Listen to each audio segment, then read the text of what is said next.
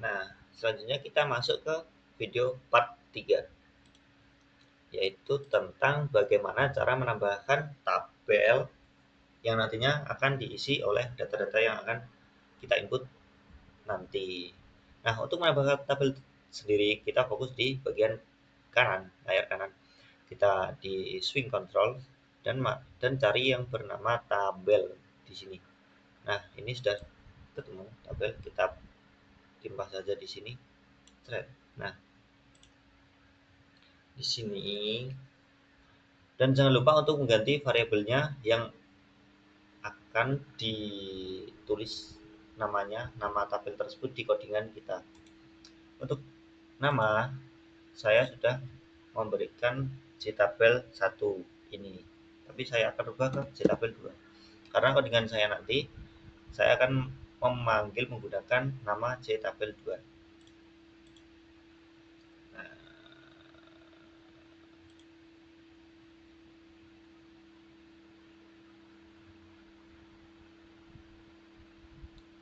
lanjut kita akan masuk ke database yang kita gunakan ya.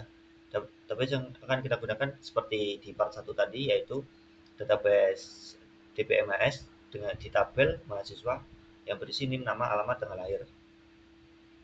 Nah, kita masuk ke kita masuk ke dalam codingan. Kita masuk ke codingan void privat void bersih. Nah, di sini apa sih privat void bersih? Ini digunakan untuk mengosongkan text field yang sudah berakhir dengan. Maksudnya gini, kan sebelumnya kita menginput data kan. Nah, pas kita simpan datanya, setelah tersimpan itu text field-nya bisa langsung otomatis kosong menggunakan text name set text ini yang berarti menyeting teks tersebut dengan 2 petik koma di atas kosong spasi kosong, maksudnya nggak ada gitu, kosong. Jadi setelah tersimpan txt name, variabel txt name di text field tersebut akan otomatis kosong. Txt nama juga demikian, txt alamat juga demikian, txt tanggal juga demikian. Try, kita masuk ke try seperti if, jika, if else. Nah, seperti itu. Kita masuk ke objek row. Row ini yang berarti ini yang digunakan nanti urutannya yang dimasukkan ke database.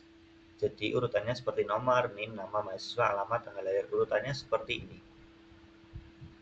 Kita masuk ke default table math DTM, new default table model.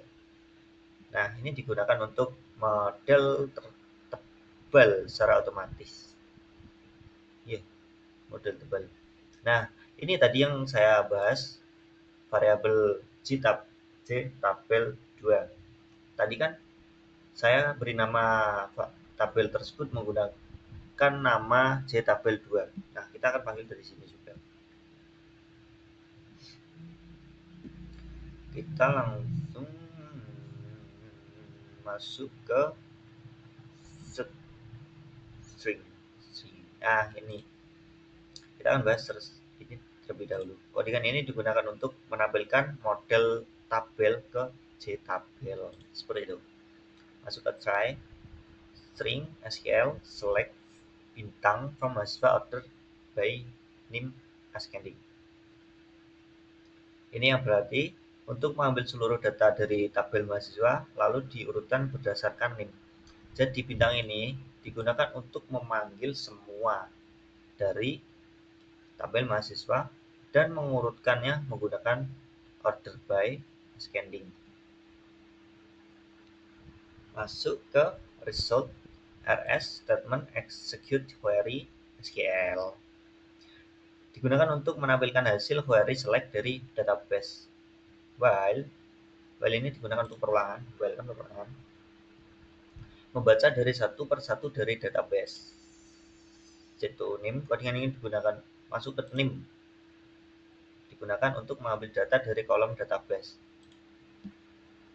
Jadi ini kita panggil kembali yang ada di kolom database tersebut ditampilkan kembali dengan memanggil rs get string name. Jadi name-nya itu akan ditampilkan di sini seperti itu.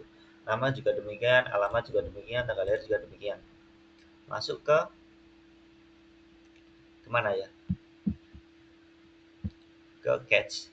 Nah, catch ini digunakan jika ada kesalahan atau kegagalan proses. Nah, itu kita akan menampilkan, bukan kita, sistem akan menampilkan error query. Catch ini digunakan untuk jika error gitu loh. Catch expression sistem print error. Intinya catch ini digunakan untuk mengasih tahu jika proses ini error. Nah, seperti itu teman-teman. Ini kita disuruh untuk menampilkan outputannya. Nah, kita akan masukkan name 21. Nah, seperti ini, nama UI, alamat anu nu nu nu nu, tanggal lahir 1903, terus bulan 01 12. Nah, seperti itu.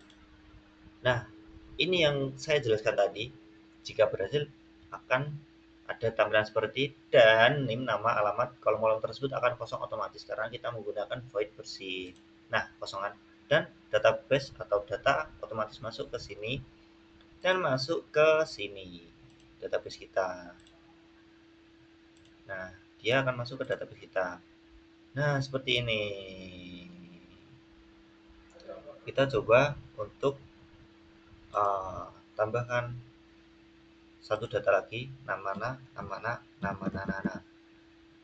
oh nim 21315 sana, terus namanya namanya, alamatnya yaitu di inu, tanggal lahir 2020 seperti ini, lalu bulannya 1, tanggalnya 09, simpan, data berhasil disimpan.